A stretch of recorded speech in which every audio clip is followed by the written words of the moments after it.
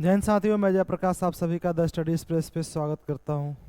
साथियों, जैसा कि आप सभी जानते हैं कि हम अपने इस क्लास में एसएससी जीडी के प्रीवियस ईयर के पेपर को सॉल्व कर रहे थे।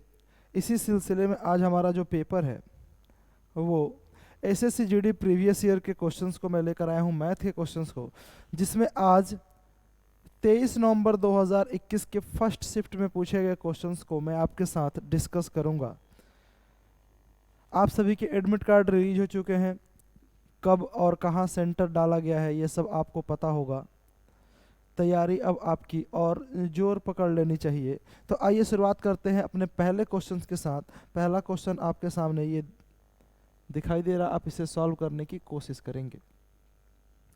देखो जरा क्या पूछा गया है कि एक राशि 12% वार्षिक दर से 2 वर्षों के लिए चक्रवृद्धि ब्याज 1590 रुपये हो, यानी कि the compound interest on a sum of money at 12% per annum for 2 years is ₹1590 at double time and simple rate of interest same sum at the half rate of interest.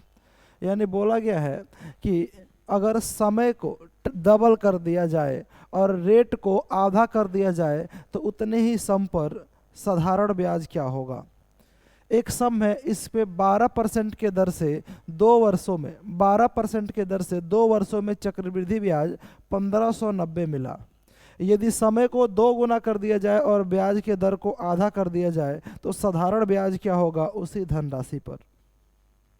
तो मैंने आपको बताया था 12% के लिए अगर 2 साल का क्या निकालना हो, चक्रवृद्धि ब्याज निकालना हो, तो कुछ दिन पहले आपको क्लास में बताया था ये होता है 2x plus x square upon 100। क्या होता है भाई?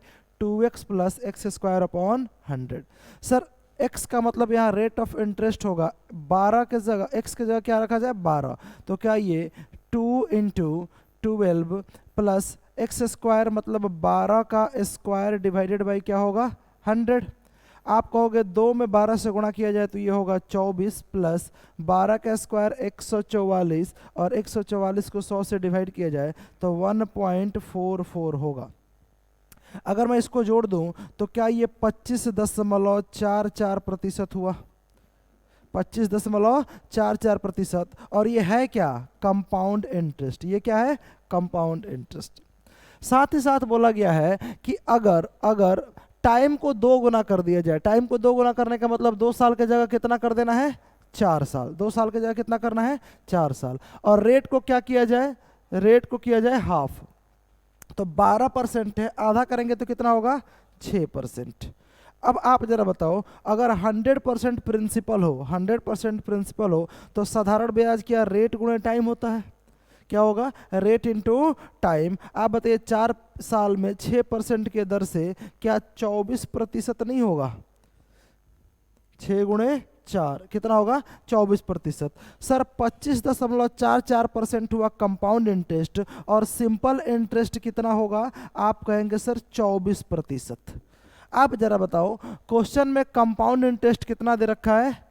1590। और क्या पूछा गया है? Simple interest. क्या पूछा गया भाई? Simple interest. मतलब 25.44% की वैल्यू 1590 दिया गया है और आपसे पूछा गया है कि 24% की वैल्यू बता दो कितना होगा। क्या पूछा गया है? 24% की वैल्यू कैसे निकालेंगे? सर 1590 को डिवाइड किया जाए 25.44 से और गुणा किया जाए किससे? 24 से। बात समझ में आ रहा है भाई? सर अगर यहाँ से मैं डेसिमल को कैंसिल आउट करूँ, डेसिमल हटा दूँ, यहाँ से डेसिमल हटा दूँ तो 2 जीरो यहाँ आएगा। कितना जीरो? 2 जीरो। किससे काट दिया जाए? आप कहेंगे कि सर काट लो जिससे मर्जी आए। तो सबसे पहली बात मैं इसको काटता हूँ 4 से।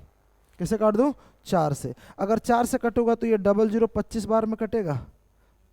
00 का मतलब 100, ये 25 बार में कटा। और इसको 4 से काट दूँ तो 4 छके 24, बचा कितना? 1 और 4 14 और 4 तिहाई 12, 4 तिहाई 12, बचा कितना भाई साहब? 2 और 4 24 और 4 छके 24। ठीक है, अब ये किससे कटेगा? अब ये कट रहा है मेरे ख्याल से, किससे कट रहा है? 3 से कट जाएगा। सर 3 से कटेगा ये 8 बार में, 3 से कटेगा 8 बार में, 3 से कटेगा 3 दूना 6, अरे इरेज करने दो। ये होगा सर 3 दूना 6, 3 एक अनम 3 और फिर 3 दूना 6। अब मैं किससे काट दूं, फिर से ये कट जाएगा किससे, 4 से। किससे कट जाएगा भाई, 4 से कट जाएगा। हालांकि ये 8 से भी कट जाएगा, 8 से ही काट लो ना इसे। जैसे ही 8 से काटेंगे तो ये होगा 8 दूना 16, बचा कितना, कितना बचा भाई 5, 52। 8 से नहीं कटेगा, 4 से ही काट लो। देखो ये 2 था ना, 4 से काटूंगा तो ये 2 बार, और 4 से काटूंगा तो 4 पचे 20 और 4 तिहाई 12। क्या 53 से ये कटता हुआ दिखाई दे रहा है 30 बार में, देख रहे हैं ना, 53 तिया 159 होता है, और इसको काट देंगे तो कितना आएगा 30। ये 30 गुणे में 2 गुणे में 25।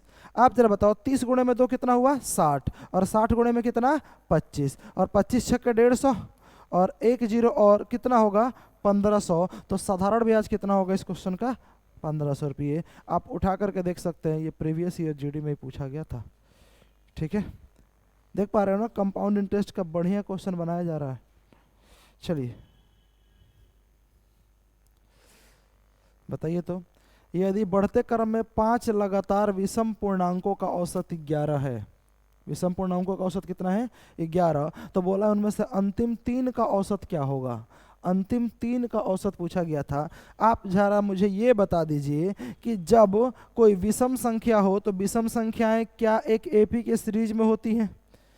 विषम संख्याएं कैसी होती है, विषम हो, सम हो, नेचुरल नंबर हो, ये सब बढ़ते क्रम में होते हैं। विषम हो, सम हो, 2-2 का गैप होता है, नेचुरल नंबर हो तो 1-1 का गैप।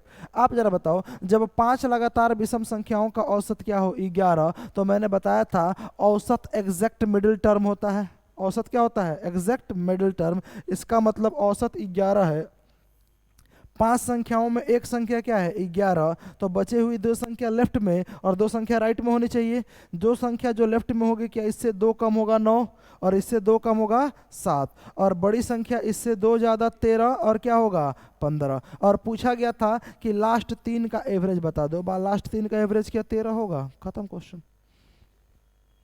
समझ गए, लास्ट 3 का एवरेज क्या होगा 13।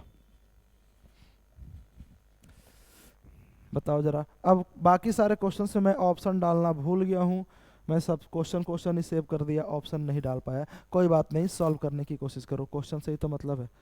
आ जाओ, क्या क्वेश्चन दिखाई दे रहा है। सबसे पहले क्या करते हैं हम, ब्रैकेट का काम करते हैं। ठीक है जी, आप जरा बताइए, ब्रैकेट में आप यहाँ 1/2 डिवाइडेड बाई 25/4 है, तो क्या आप इस पार्ट को 1/2 डिवाइड की जगह मल्टीप्लाई करोगे और 4/25 होगा और माइनस का 4 होगा या नहीं, बताइए। ये ब्रैकेट वाले पार्ट की बात कर रहा हूं मैं। आप कहेंगे सर ये कट जाएगा कितनी बार, 2 बार। 2/25 में से क्या घटाना है 4। अब बताइए 2/25 में से 4 घटाएंगे तो क्या ये एलसीएम लेंगे तो 25, एलसीएम आएगा कितना 25, ये होगा 2 - 100। क्या ये 98/25 बना, कितना बन रहा है -98/25। तो इसको मिटाओ और लिखो आप -98/25। यहाँ प्लस का था लेकिन ये ब्रैकेट में क्या है -98/25। बिल्कुल सही। ब्रैकेट वाला पार्ट जब ये करोगे, जब ये ब्रैकेट वाला पार्ट करोगे तो क्या ये डिवाइड करोगे तो कितना होगा 2, और 2 में 6 जोड़ दिया जाए तो 2 में 4 जोड़ दिया जाए तो 6। लेकिन 6 के पहले, ये डिवाइड करने से पहले क्या ऑफ का काम करेंगे, तो सर ये 1/5 और इनटू में क्या है 6, और तब डिवाइड, यह क्या है भाई साहब डिवाइडेड बाई 2। तो बताओ इसको जब मैं करूं, इसको जब मैं करूं है 6/5, और जब इसको डिवाइड किया जाए तो 2 × 5/6 लिख सकते हैं या नहीं, बताइए। उल्टा हो जाएगा डिवीजन पे। आप इसको काट देंगे तो क्या ये 5/3 हुआ, ये क्या हुआ 5/3, और यहाँ से क्या था माइनस का 98/25। अब बताओ एलसीएम क्या 75 होगा, एलसीएम होगा 75। यहाँ से कटा ये 25 बार में, 25 में अगर मैं इसको देखूं तो 25 × 5 = 125, माइनस का ये कितनी बार में 3 बार में। अगर करो तो 8 × 3 = 24, 8 × 3 = 24, और 9 × 3 = 27, और 2 = 29। अब आप बताइए 294 माइनस का 125 प्लस का घटा दिया जाए तो सर 4 में से 5 घटाएंगे, 4 में से 5 घटाएंगे तो कितना, 14 में से 5 क्या जाएगा 9, और यहाँ कितना बचा 8, 8 में से 2 गया 6, और यहाँ कितना बचा दो, दो में से एक गया एक, 169 क्या माइनस का होगा, और अपॉन में कितना हुआ 75, तो इस क्वेश्चन का आंसर क्या होगा -169/75। समझ गए? चलो नेक्स्ट क्वेश्चन पर आ जाओ। देख पा रहे हो? चलिए मैं बता देता हूँ क्या लिखा है। बाय सेलिंग एन आर्टिकल 18/25, ये क्या लिखा हुआ है 18/25, एक आर्टिकल के 18/25 of its actual selling price, actual selling price के कितने में बेचा गया 18/25 में बेचा गया, तो कितने परसेंट का लॉस हुआ है 19% का क्या हो चुका है लॉस हो चुका है।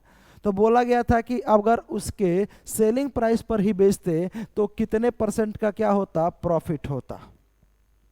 भाई समझ में आ रहा है? देखो सेलिंग प्राइस का कितने में बेचा 18/25, यानी सर ये सीपी होगा और ये क्या होगा एसपी होगा, ये एसपी 1 है। अगर डिस्काउंट में बेच दिया, कितने में बेच दिया भाई साहब डिस्काउंट में, यानी कि सर 25 में बेचना चाहिए था, कितने में बेचना चाहिए था 25 में बेचना चाहिए था, और इसने क्या किया 18 में बेच दिया। 25 में बेचना चाहिए था, क्या किया 18 में बेच दिया, तो ये SP2, ये क्या है SP2, 18 में बेच दिया, जिसके वजह से इसको लॉस हुआ। लॉस कितने का हुआ 19% का। लॉस कितने का हुआ जी 19% का। 19% का लॉस होने का मतलब अगर 100 का सामान हो तो क्या वो 81 में बेचेगा?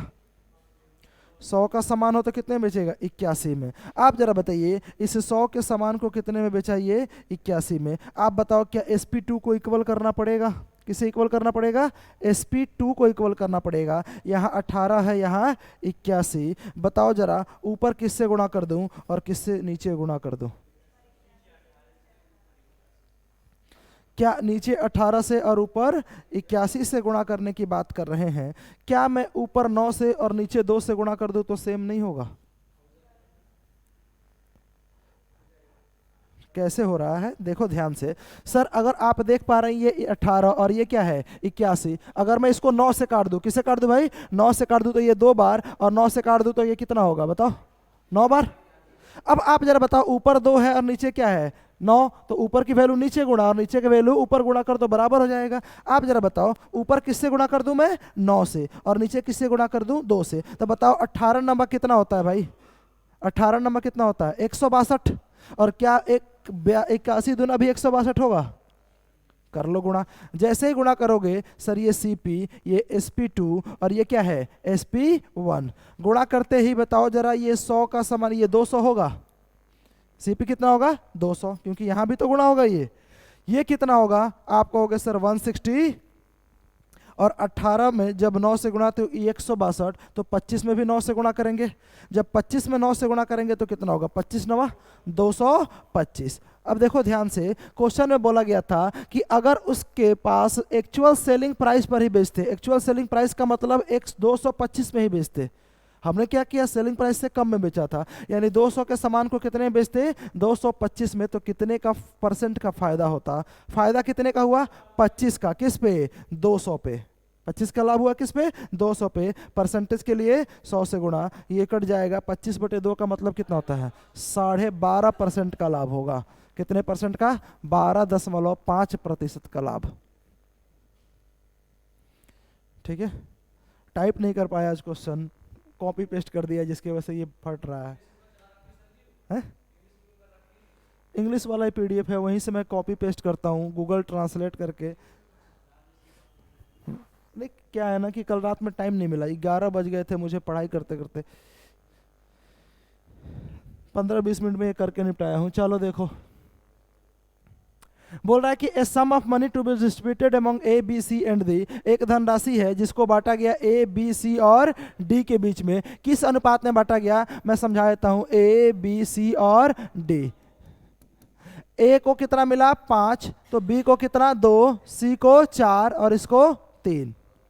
ठीक है, साथ ही साथ बोला है कि A gets ₹1000 more than D, A को जो है वो D से कितना ज्यादा मिला 1000 रुपये ज्यादा। A gets ₹1000 more than D, A को D से 1000 ज्यादा मिला है। बताओ A को यहाँ 5 और D को यहाँ कितना 3, कितना ज्यादा मिला 2 यूनिट। कितना ज्यादा मिल रहा भाई साहब? 2 यूनिट। लेकिन क्वेश्चन में बोला है 2 यूनिट नहीं, कितना? 1000 रुपये। तो क्या 2 की वैल्यू 1000 हो गई?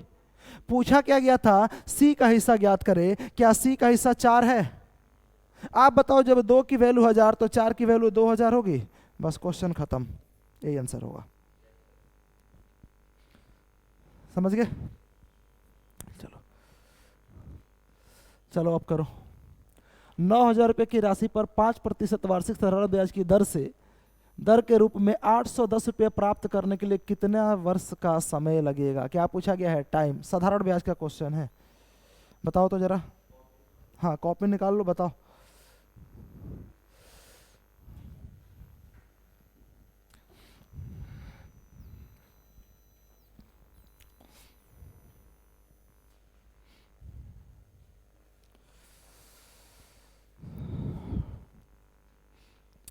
मूलधन कितना है? 900 रुपये।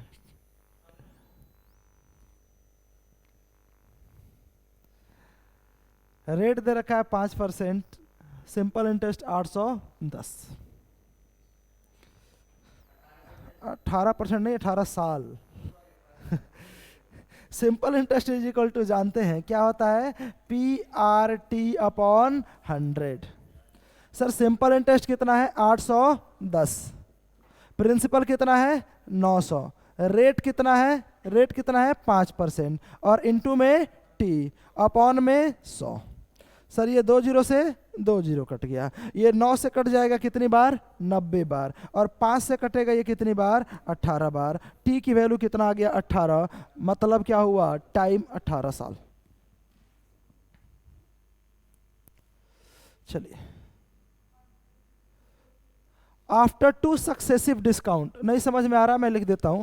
आफ्टर 2 सक्सेसिव डिस्काउंट का मतलब हुआ 2 लगातार छूट के बाद। 2 लगातार छूट के बाद एक पेन जिसकी कीमत 175 रुपये है, कितना है? 175 रुपये, ये मिल जाता है कितने में? 129 रुपये 15 पैसे में। 2 लगातार छूट के बाद एक कीमत की दाम है 175 रुपये और मिलता है 129 रुपये 15 पैसे में। अगर पहला छूट कितने % का हो? 10% का, तो दूसरा छूट ज्ञात करें। पहला छूट 10% का हो तो दूसरा छूट कितने का होगा, ये आपको बताना है। देखिए, 175 रुपये का है। अगर 10% का डिस्काउंट देंगे, 10% का डिस्काउंट देंगे, तो क्या आप इसको 90% में बेचेंगे? कितने में बेचेंगे भाई साहब? 90% में। ठीक है। उसके बाद से एक और डिस्काउंट दिया हमने, एक और डिस्काउंट दिया, पता ही नहीं है कितने का, तो मैं क्या मान लेता हूं? x मान लेता हूं। तो क्या ये 100 माइनस x अपॉन 100 होगा या नहीं, बताइए? अरे 100 माइनस एक्स क्यों कर रहे हैं? यहाँ 100 में से 10 घटा लिया, तो यहाँ 100 में से तो x घटाना पड़ेगा, डिस्काउंट दे रहे हैं। और ये बराबर किसके है? आप कहोगे सर 129.15 के। x की x/100 बताया था। अच्छा, आप x/100 करेंगे तो फिर लास्ट में 100 से माइनस करना ही पड़ेगा। या तो आप यहाँ कर लो या लास्ट में कर लो, कोई दिक्कत नहीं है। अगर कोई बात नहीं, अगर आप यहाँ से क्या लिखना चाहते हैं? x/100 लिखता है तो लिख लो। x की जो वैल्यू आएगी, याद रखना, वो माइनस करने के बाद आएगी। बाद में हमें 100 से क्या करना पड़ेगा? माइनस करके बताना पड़ेगा। किसी भी तरीके से कर लो, कोई बात नहीं है। जब यहाँ पर आपने माइनस करके लिखा है तो मैंने सोचा क्यों ना वहाँ माइनस ही कर दे।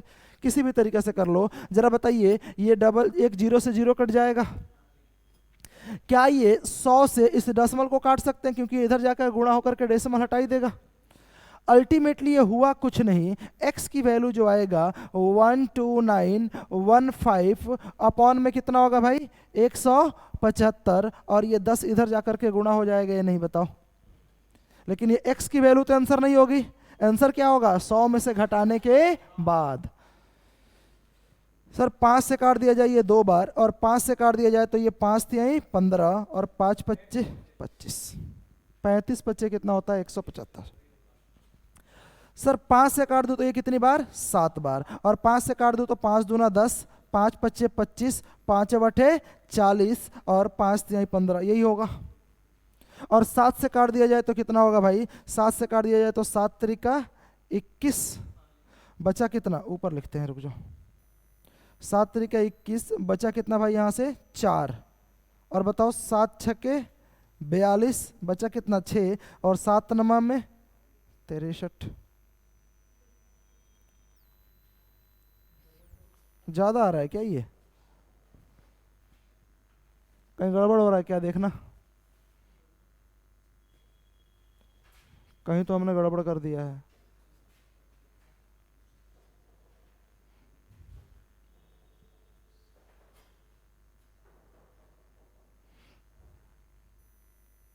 बार चलो फिर से काटते हैं इसको। चलो फिर से काटते हैं, कहीं गड़बड़ हो रहा है। कोई बात नहीं है, डबल जीरो इधर जाएगा तो क्या होगा, उस डेसिमल को कैंसिल आउट कर देगा। इस जीरो से जीरो काट दिया। अब देखो ये 9 भी तो था, हमने 9 छोड़ दिया था, बताओ क्यों गड़बड़ हो रहा है। चलो देखो कोई बात नहीं। अब क्या ये x की वैल्यू होगा 12915 डिवाइडेड बाई 175 इंटू 9 भी तो था, हमने 9 छोड़ दिया था, और इंटू में क्या होगा 10।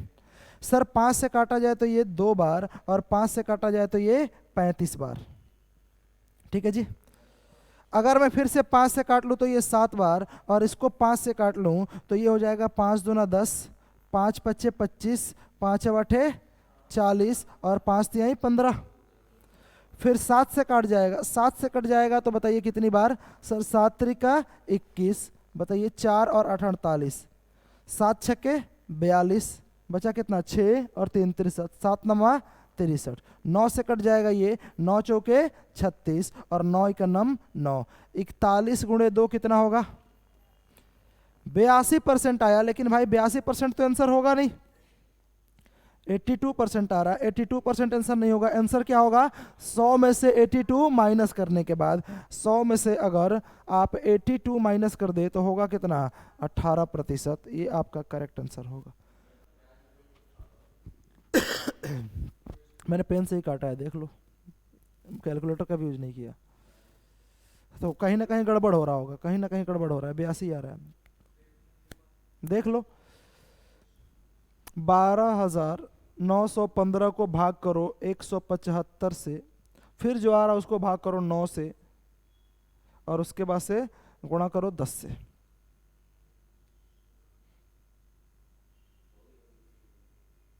कहीं गड़बड़ हुआ होगा बीच में, देख लेना, कैलकुलेशन मिस्टेक हुई है। 82 आ रहा ना सर। 82% तो आया डिस्काउंट देने के बाद, इसका मतलब डिस्काउंट का कितने का होगा 18% का। A can complete a work in 25 days. ए एक काम को कितने दिनों में कर सकता है 25 दिनों में। बी इस काम को कितने दिनों में कर सकता है 30 दिनों में। दोनों ने एक साथ काम किया, और कितने दिनों तक काम किया 5 दिनों तक काम किया। पूछा गया है कि इसके बाद से कितनी काम फ्रैक्शन में बता दो, भिन्न में बता दो कि कितना काम बचेगा, कितना काम बचेगा 5 दिनों के बाद। तो आप जरा बताइए, ए काम कर रहा है कितने दिनों में 25 दिनों में, बी काम कर रहा है कितने दिनों में 30 दिनों में, और इन दोनों का एलसीएम कितना होगा 150। एलसीएम कितना होगा 150। सर 25 छक्के 150, 30 पचे 150। बोला गया कि दोनों ने मिलकर काम किया कितने दिनों तक 5 दिनों तक। तो ए काम करेगा 6 की इफिशियंसी से, बी काम करेगा 5 की इफिशियंसी से। क्या ये 11 काम हो जाएंगे? एक दिन में कितना काम 11, एक दिन में कितना काम 11 काम। और कितने दिनों तक ये काम कर रहे हैं भाई साहब 5 दिनों तक काम करेंगे। तो क्या ये 55 काम निपटा देंगे? बताओ कितने काम निपटा दिए 55 काम। बताओ टोटल काम था कितना सर 150। 150 में अगर ये 55 काम कर लिया जाए, 150 में कितना काम कर लिया जाए 55 काम कर लिया जाए, तो और कितना काम बचेगा सर 95 काम बचेगा या नहीं? सर 150 में से अगर 55 काम कर लिया जाए तो कितना काम 95 काम। और ये 95 काम कितने में से बचा 150 में से, कितने में से बचा 150 में से बचेगा। तो हम क्या करेंगे इसको 150 से डिवाइड। यही काम तो पूछा गया था कि बचे हुए काम की फ्रैक्शन वैल्यू क्या होगी। जो काम बचा हमें फ्रैक्शन बताना है। बताओ 5 से काट देंगे 19 बार कटेगा, और 5 से काट देंगे कितनी बार 30 बार। तो फ्रैक्शन वैल्यू क्या होगी 19/30। पूछा गया था बचे हुए काम की फ्रैक्शन वैल्यू। ठीक है, आप क्या कर रहे थे जो कितने बटे 11 बता रहे थे 5/11। नहीं नहीं, वैसे नहीं करेंगे।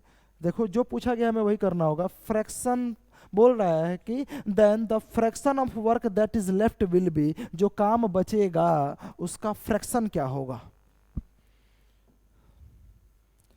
Bye selling an article for rupees 7281 7,281 रुपये में एक वस्तु को बेचने पर कितने परसेंट का लाभ हो रहा है, सॉरी लॉस हो रहा है, 10% की लॉस हो रही है।